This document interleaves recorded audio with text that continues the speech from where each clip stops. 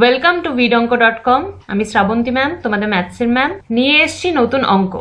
এখানে যে অঙ্কটা আছে সলভ করার জন্য, যদি সাইন আলফা ইকুয়ালস টু 5/13 হয়, তাহলে দেখাও যে tan alpha plus sec alpha equals to 1.5। তো সাইন আলফার ভ্যালু আমাদের দেওয়া আছে, আমরা কস আলফাটা ক্যালকুলেট করে নিতে পারবো।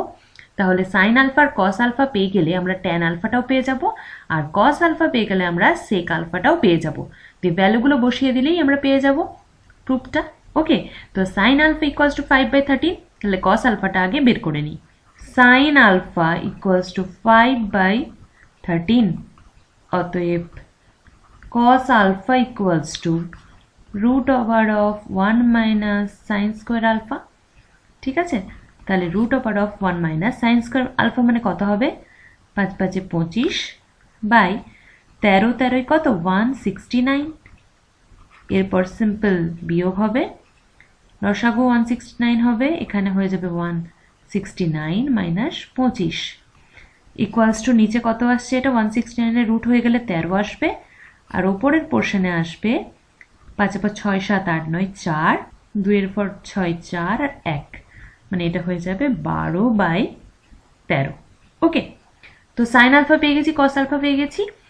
এবার left hand side equals to tan alpha plus sec alpha. Tan alpha মানে কত?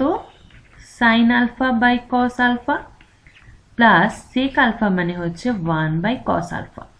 তো সাইন আলফার ভ্যালু কত? 5/13, আর কস আলফা হচ্ছে 12/13, প্লাস 1/cos আলফা মানে হচ্ছে 12/13। তাহলে 13 13 এটা কেটে যাবে, মানে হয়ে যাবে এটা 5/12, প্লাস এটা হয়ে যাবে 13/12, কেননা 1/12 আছে, উল্টে যাবে। তাহলে এটা হয়ে যাবে, লবগুলোর যোগ হয়ে যাবে, মানে 5 আর 3 8, আর 1 মানে 18। তাহলে 12 1 12, 6 দিতে দশমিক বসাবো, 0 5 12 60। তাহলে এটাই রাইট হ্যান্ড সাইড প্রুভড হয়ে গেল। ঠিক আছে, এটা আমাদের প্রুভ করতে দিয়েছে। ভিডিওর সাথে যুক্ত থাকার জন্য অনেক ধন্যবাদ। এই ধরনের প্রবলেমের সলিউশন পেতে আমাদের ওয়েবসাইট ফলো করতে থাকুন।